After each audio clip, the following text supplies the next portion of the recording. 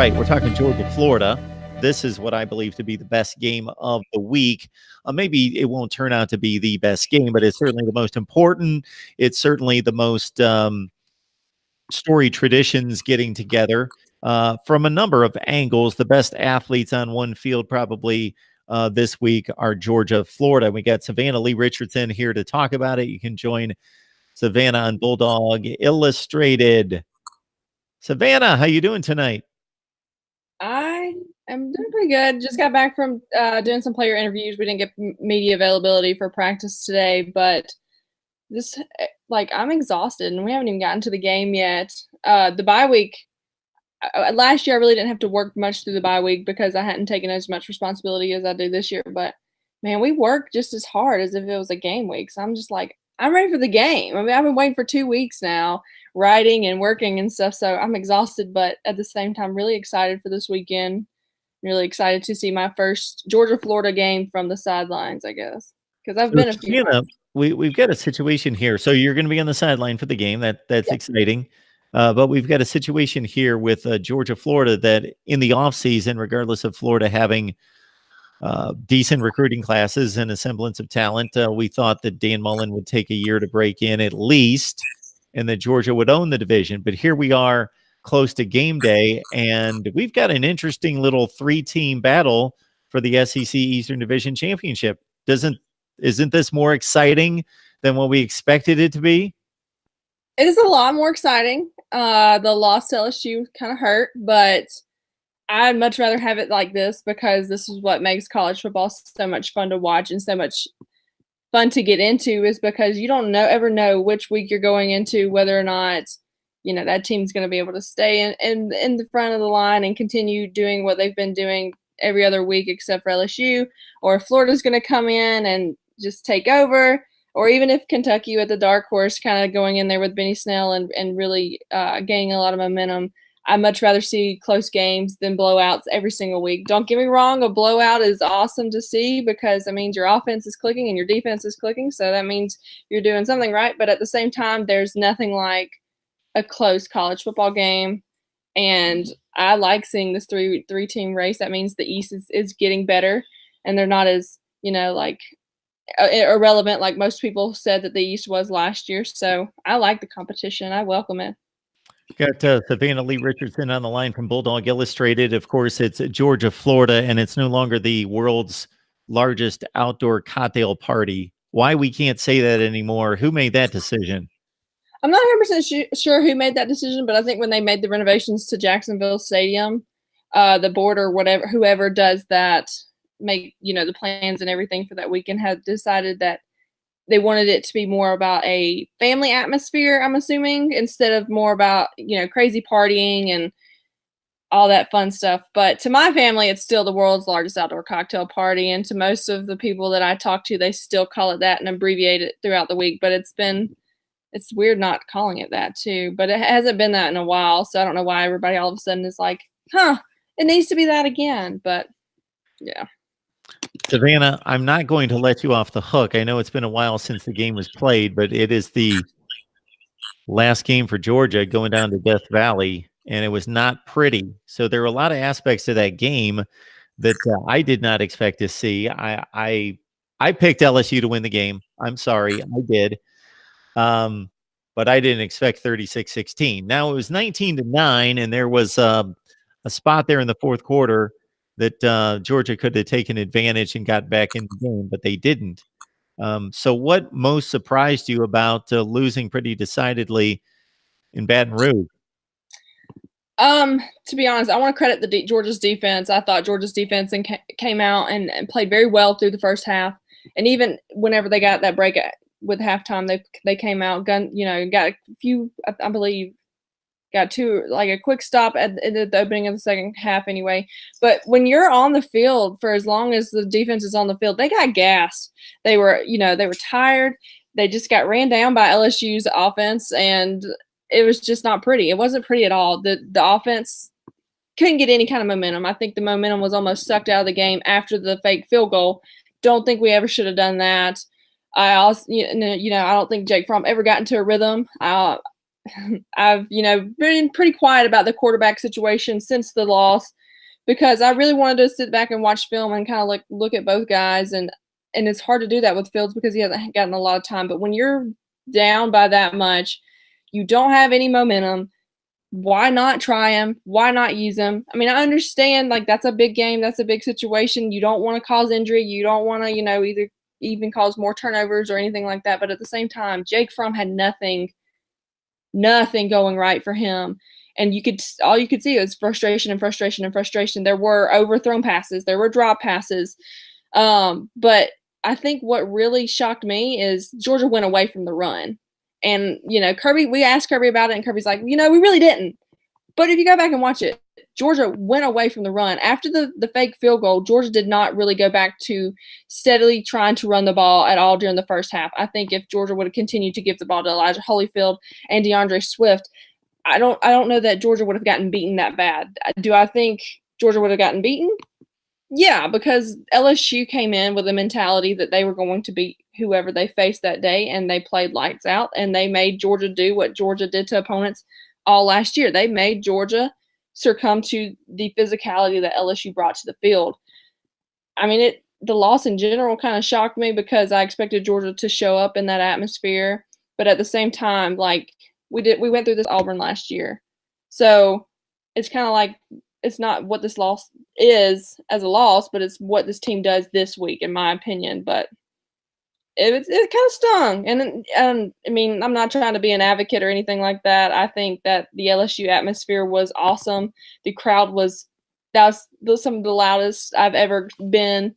That is the loudest place I've probably ever been in my entire life. But after the game, like the fans, instead of being excited and cheering, they did that, but they were also very, very rude to a lot of Georgia fans, including myself. I got a drink thrown on me, and I even got spit on after the game, just trying to mind my own business, walking to and from the photo room. So we won't go into much of that. But after before that, I had a great time. I thought that the atmosphere was great, even though Georgia lost.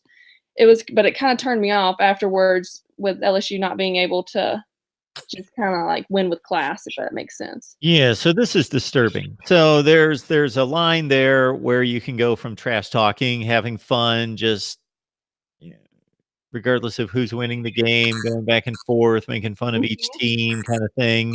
And then it goes to a level of talking about, being personal, being very offensive with language and that sort of thing. Then it goes to another level when you start to get physical or you start to throw stuff at somebody. Then when you get to spitting, that's like, aside from like physical abuse, Yep. that's about as bad as it gets. Yeah, and like I think the worst part is none of the security people offered to help me afterwards, or none of the other fans, even some like there wasn't hardly any Georgia fans, so I'm not calling any Georgia fans or any out like that for not helping me, but you couldn't tell if I was an LSU person or a Georgia person. I didn't have any logos on. I was, in my photo vest, and I guess they either recognized most of the media members each week or what, but the guy stopped me and grabbed me by the shoulders and said, "Thanks for taking a butt whooping." And so I put my hands up and I was like, "Please, excuse me, I'm just trying to do my job." And then he was just like, "Oh, cuss words," and threw his drinks on my shoes. And so I pushed him back again, and I was like, "Please excuse me, I'm trying to go do interviews. I'm a part of media. I have to do something." And that's when he spit on my shoes again. And it was just like, when I got to my boss, I was like shaking, and like I've never felt that uncomfortable at a college football game. And I didn't feel that until that moment. So he put his hands on you as well. Oh yeah. Well, I mean, it wasn't like physically like grab me and shaking me. He just kind of like put his hands on my shoulders, like, "All right, I'm gonna talk to you for a second," because I was coming this way and the crowd was like, everybody was coming out this way. And so I know I was going like the wrong way, but I was just trying to do my job. And it's not like he grabbed me aggressively. He just grabbed me, and then I guess I pissed him off because I didn't give him the answer that he wanted from me. So it is what it is. I'm okay now. I got my shoes clean. They were my custom Nikes. That probably pissed me off more than anything, is that he tried to ruin my shoes. But if I was a fan and he did that to me, I'm not saying that I probably wouldn't still be in LSU jail, but not going to try to be a BA. Well, that is it's just awful. I don't know what else to say about it. It's just disgusting that people go to those measures to make themselves feel better or to make somebody else feel horrible or to just to stoop to that level of lack of sportsmanship is just disgusting. And I'm not trying to, like complain about it or, get any attention from it. I just want people to know why so many different fans don't appreciate LSU and the historic value that their college atmosphere and that stadium can bring to college football. If they could just win and not do stuff like that. I mean, I've heard stories of people getting drinks thrown them in the car, a guy threatening to hit a kid. I've heard all kinds of stuff, and I was just like, well, it's not just happening to fans; it's happening to media too. And I've had a lot of people tell me that I should tell the people at LSU, but I'm like, it's over and done with. I just, glad that Twitter world knows it, and now you know it, so people will be more aware. Yeah, these idiots, what they need to do is actually so they're there to watch the football game. Well, some of them are to watch the football game and to they somewhat idolize these guys on the football field. They should actually recognize what happens after the game when they're out, regardless of how hard fought the game was. Maybe some little scuffles broke out on the field because of the tension of the game. After the game, we should actually recognize that they're shaking hands, they're hugging, they're talking to each other, they're praying with each other, all those things, and maybe Mm-hmm. a little bit of a cue from them. The 18 and 19 and 20-year-olds that act more adult than and with better sportsmanship after the game than they do. Crazy. Yeah, well, it is what it is. All Whatever right. It's Savannah Lee Richardson from Bulldog Illustrated breaking down Georgia, Florida for us. And so, Savannah, obviously, looking at Georgia's schedule, and you have heard on and on about how you don't play anyone and don't play anyone this year. And aside from the Georgia Tech game, you didn't schedule another team like a Notre Dame last year. And happens. because of the way the SEC schedule breaks down, Auburn's late in the season, and they're not even as good as they were supposed to be. The other game in the SEC West this year is, of course, who am I forgetting? LSU, obviously. So that was a difficult game. So that's Mm-hmm. really being the first test, and Mm-hmm. um, and obviously not rising to the challenge of playing that game. So now you've got a second difficult opponent. Do you think that the Bulldogs are going to be more ready for this one? Well, I don't want to sound like a homer, and I don't want to sound like I'm, drinking the Kool-Aid about Georgia because after last week, you have to really sit down and question, does this offense have an identity? Because the defense is doing well enough that they can stop teams, but if the offense cannot get anything going, the defense is not going to be able to continue to stop opponents like it needs to. Georgia's defense does have injuries there. You also have a young linebacker core that does not have a lot of playtime experience, and of course, you lost Roquan Smith, so your defense is not necessarily going to be the same. But they played their hearts out, and I think that they held their composure. They didn't get stupid penalties, and they did what they had to do because the offense could not get anything going. I think Georgia better come out gun. They got to come out aggressive. They have to come out ready because Florida saw that game last week, and Florida's probably getting pretty confident about this game. And I mean, I don't blame them. I still haven't decided what I want to do my score prediction as, but Georgia's going to have to get back to the basics, run the football, and make them bow down to them. But if they don't, like, it could be a game that comes down to the last minute field goal. And if it does come to that, I trust Rodrigo over the Florida kicker. But I will say, like, I think don't hold me to the stat correctly, but Patrick Garber, who writes for Rivals, told me the stat yesterday. I think the last 6 out of the 7 games, the winner had been decided by who had more rushing yards and who was able to run the ball more. And I think that's going to be a huge component this weekend because both teams have workhorses, Elijah Holyfield and DeAndre Swift, and then, Brian Harrion and James Cook. And then you also have Florida's 3 running backs. I can't ever think of I know their names, but I don't want to think about it on the top of my head right now, but they're just as good.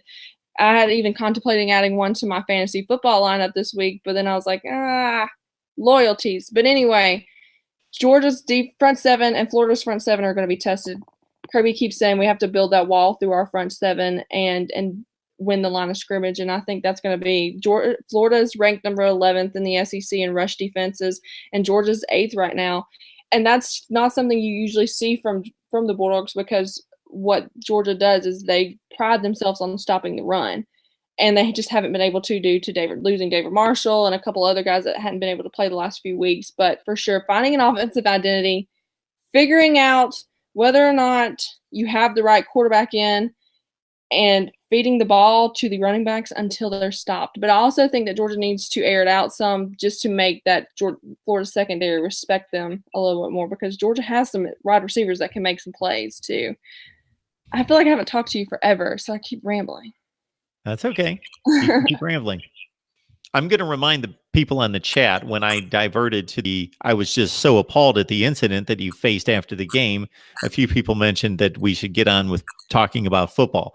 Hey, Sorry, hey, everyone, calm down for just a second. You can go to all sorts of podcasts and shows and listen to these people, and they talk about pop culture and movies, and they mix in a little college football and all.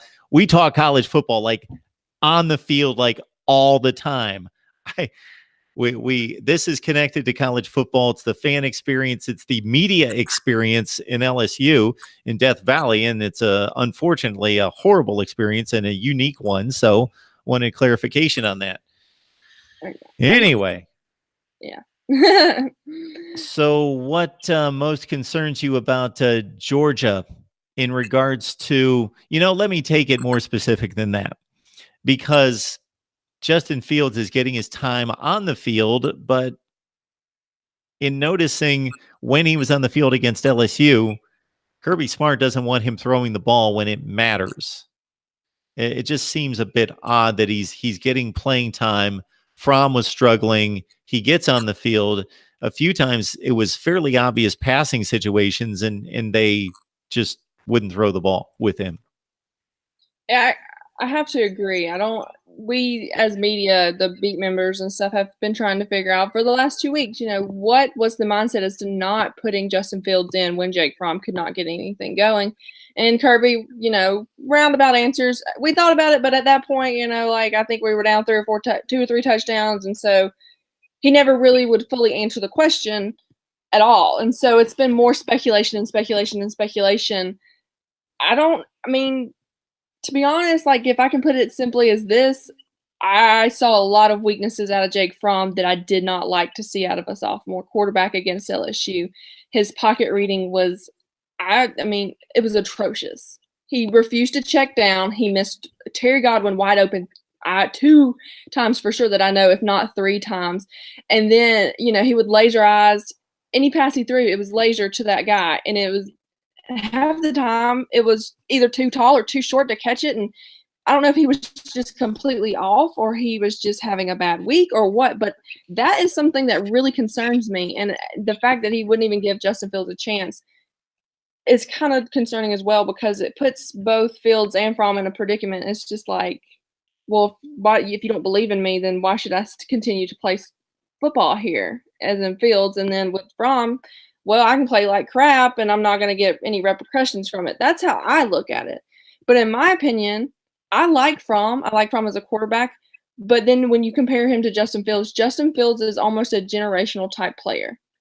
Jake Fromm got you to the national championship last year, but he could not capitalize and he could not essentially win. There was other elements, of course, and everything else. But with Justin Fields, I think the way that what he brings to the game, it's almost like a Deshaun Watson type guy. He can get you to the SEC championship game. He could probably, not saying he could beat Alabama, but he has the talent to do that. And I think that's where the question is really going to be, is, are you going to stick with your sophomore quarterback that took you to the national championship, who's going through this slump, or are you going to go to this freshman guy that's hungry, ready to throw the ball, ready to get out there and prove to the world that he's, another Cam Newton, another Deshaun Watson?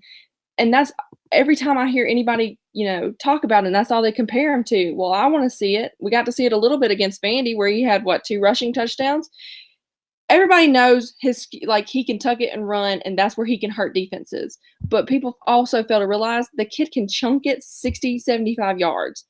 And they can go back and say that he overthrew 2 or 3 guys against Vandy. Well, all 3 of those times, the pass, protection kind of collapsed on him and he had guys in his face. So he was trying to get rid of it at the same time, but also it was accurate enough. It was just kind of overthrown, if that makes sense. But going back to your question, it kind of pissed me off that he didn't give Justin Fields a chance because he goes in there and hands it off. But then at that point in time, LSU's defense had already adjusted to stopping the run.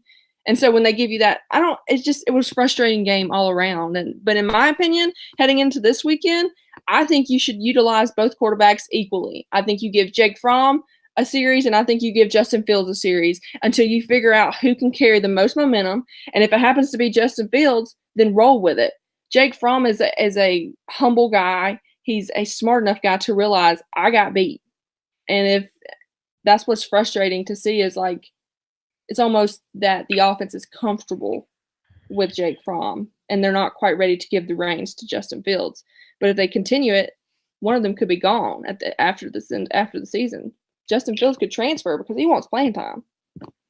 Georgia, Florida, 3:30 Eastern time from Jacksonville, of course, for first place in the SEC Eastern Division, depending on what Kentucky does. So Kentucky controls its own destiny, and Savannah's still laughing about Kentucky, but we'll see what. Oh, I'm not laughing at Kentucky. It's still interesting that they're still in the mix. Usually by now they're like, they fall off or they lose a few games, but they're still trucking and they're still competing every single week. I'm excited. It's my first trip to Lexington next week, and I'm excited to see what Benny Snell can do because hopefully by then David Marshall will be back on that front seven. He's kind of like an unsung hero of that defensive line. Most people are like, oh, he didn't play that much. He plays a good bit, and he plugs that hole well. So we needed him back this week, but his ankle just wasn't having it. I asked for Georgia, Florida talk on the live chat, and then people went nuts. So here we go. Savannah. Now let's understand. I don't know how much Savannah has prepped Florida in particular, but I'll just read off the questions, and I'll fill in the blanks if Savannah doesn't have anything with the Gators. I know you've got your eye on the SEC Eastern Division, but obviously you are covering Georgia football each week. So, yeah, I do a game day preview and stuff. I'm still working on it, so I know a little about Florida, but it's not like if we had this conversation Friday, I would be a lot more with names and everything. I'm just still getting through getting everything done. So Israel Kelly mentions that Florida doesn't have enough offense to beat Georgia. William Lee says it tells you that Fields probably isn't ready the way Kirby Smart's handling him. Sean Nicholson, who does Savannah think has the better wide receivers? Georgia, Florida. Boy, I'm going to guess. Okay, go ahead, Savannah. Well, to hit on the Justin Fields not being ready, to be honest, how ready was Jake Fromm last year when he had to come in when Jacob Eason went down with an injury? I think you have to take if he continues to have a sluggish start against Florida and he continues to struggle against teams. I think you have to work out the kinks with Justin Fields. You just kind of have to, because if he comes in and he can score, you need to put a guy out there that can score points. As for wide receivers, to be honest, Van Jefferson is one impressive guy. I remember, watching earlier in the season and thinking, that's Felipe Frank's favorite guy because he should be Felipe Frank's favorite guy. He can go up and catch the ball. He's quick. He's smart with his blocking. And he can make plays. So I'm pretty sure we're going to see DeAndre Baker on Van Jefferson. And we all saw what DeAndre Baker has done all season long is shut down top receivers for each team. However, then you look at Georgia. If I'm missing another Florida guy, I apologize. I know both teams have great groups of wide receivers.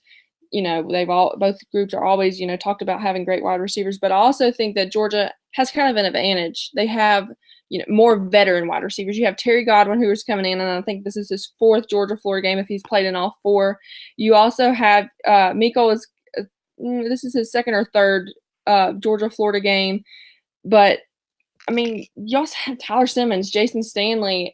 If I had to say right now, after last week's performance, I'd probably give it to Florida. But at the same time, after watching practice this week and seeing what Cortez Hankton is bringing to the table, I like how he's turning Georgia's wide receivers not into only like guys who can go up and catch it, but key blockers. And I think that's, like I said, it's going to be a game between, the tackles running the ball. And if those wide receivers can set the edge, awesome. But I also think Terry Godwin's due for a big catch.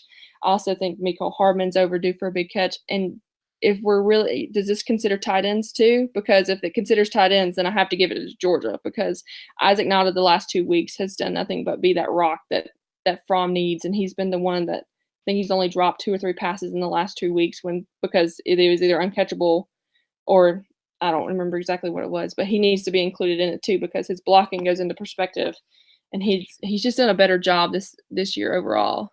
So I don't know. I think I'm gonna give it a tie. Okay. To me, wide receiver is the most difficult position if you don't have the quarterback play to evaluate. They are the most dependent players on the field. Mhm. Yeah. They are completely dependent on the quarterback, who's somewhat dependent on them and also somewhat dependent on the offensive line. But they are the most dependent because if the ball's not thrown at them, they are completely out of the game and not thrown well to them. Van Jefferson, the player that came in from Ole Miss, where he caught 91 passes in 2 years for the Rebels.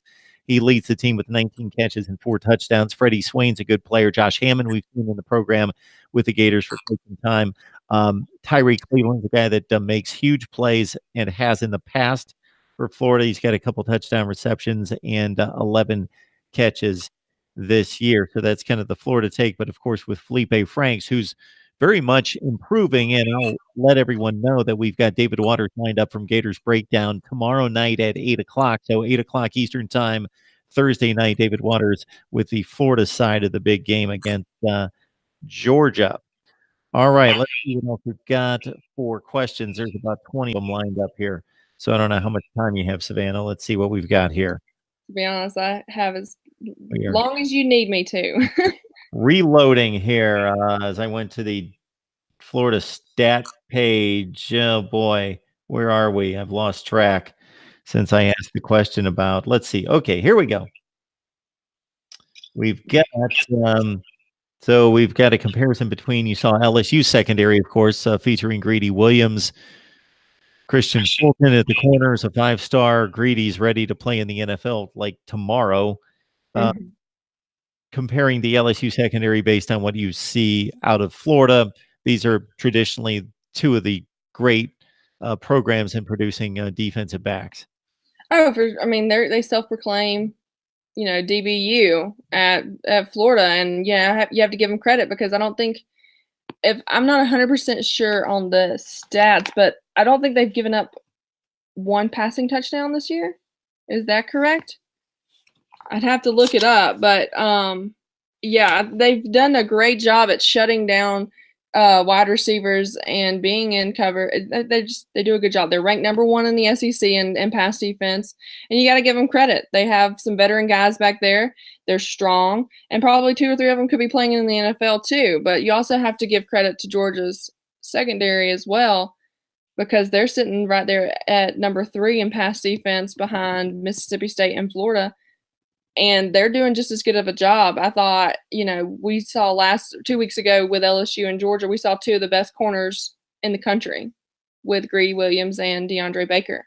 And I have, Florida's going to have guys up there as well, but I also think Florida hasn't really been tested through the air either, if that makes sense, because I think most people know that they can beat them on the ground. That's how Kentucky beat them, and I think that's what LSU could have done, but I think they also did not. I'm trying to remember that game, but at the same time, it's kind of like I can't remember that. Well, But that I came think from we're going to see. so LSU came out and they scored on the opening drive. They took it right down the field and scored 7-0.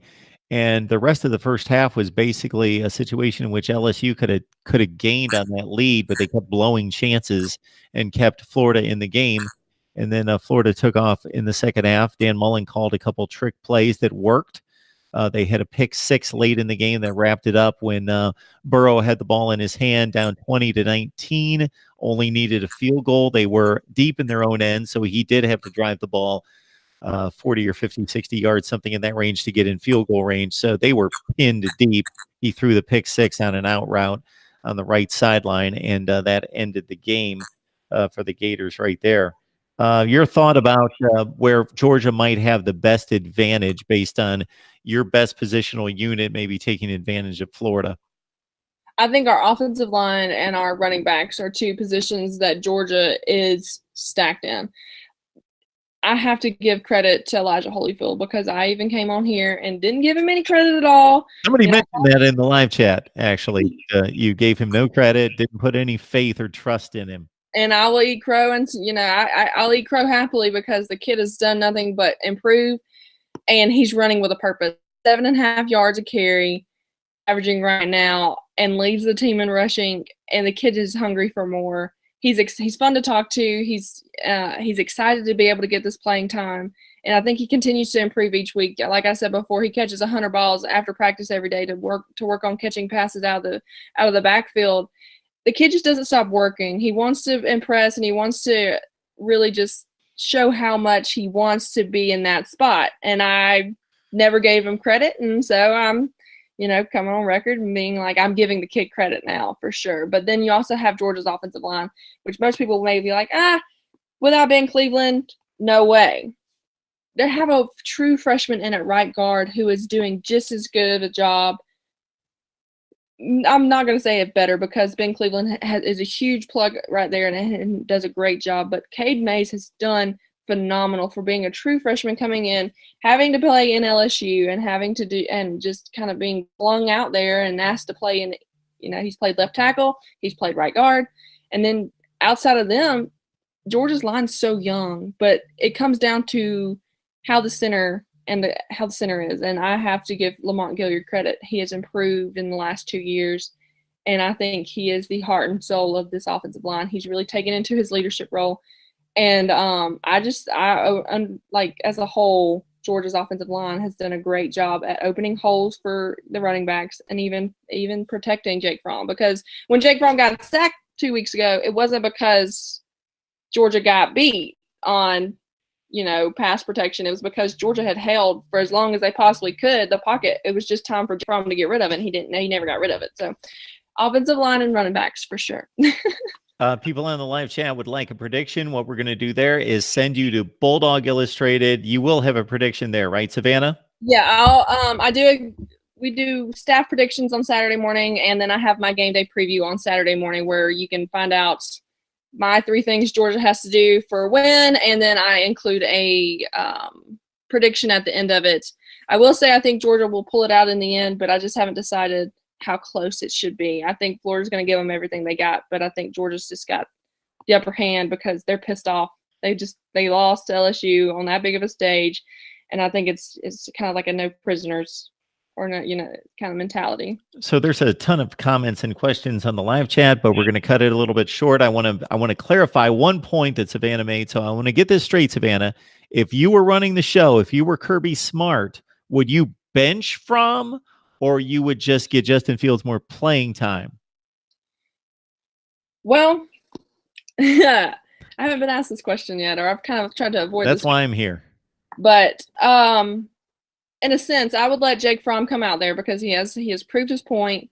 He's earned his right to be where he is. And if he continues to struggle and if he continues to make bad decisions, then yeah. But like I said earlier in the segment, I think we should give him 2 or 3 series against Florida, if not more. I think even kind of like what Florida used to do with Chris Leak and Tim Tebow, until Tim Tebow was absolutely ready to take the reins and take over that starting position. I know Chris Leak was closer to graduation than it is with Jake. But at the same time, if Justin Fields is the better option and he can go out there and he can build momentum and he can build drives and get the team into the end zone while Jake Fromm is sitting there getting 3 and outs, it's kind of like an easy done deal. Not necessarily, benching him right away, but giving the freshman a chance to kind of work through everything, and if he can do it, then yeah. But Kirby keeps saying, we're going to put the best guy out there that's going to make us win. Well, he didn't do that against LSU. And I'm a big Kirby supporter, and, I usually, whatever Kirby says, it's kind of like, okay, we're going to go with what Kirby says. But after last weekend and rewatching the film and stuff, he didn't make the right decision when it came to putting Justin Fields in for an extended period of time. So, in a sense, yeah, I want to give Justin Fields a shot. But at the same time, you have to also respect where Jake Fromm is coming from and how hard he's worked as well. So, Savannah Lee Richardson on the line, breaking down Georgia, Florida for us. You can catch her coverage and the rest of the group there at Bulldog Illustrated. Savannah, we could talk Georgia football all night, get us set for the Gators and the Bulldogs, but we need to move the talk to the best team in the SEC Eastern Division. You were just talking to us. Oh, okay. We've got some Kentucky talk coming up with Kevin McGuffey, so I thought we would go to the class of the SEC East. What we would do. Yeah, I mean, Kentucky's fun to watch, so have fun. I mean, wait, how long is it till basketball season? I gotta throw a little dig out there. How long is it till basketball season? It's they'll start watching. Maybe I think the SEC play at least kicks in after the national championship game. So Kentucky wins the national championship in football, then the SEC schedule starts after that. Hey, when pigs, well, you never know. Okay, just like with Purdue, the comment was flying there. Just like with Purdue and Ohio State, any given day, Kentucky can put it together. And absolutely, we saw what happened there. And I will make this statement. I don't necessarily think Kentucky's the best team in the division, but for right now, they have the best resume in the division. I can agree with that for sure. Okay.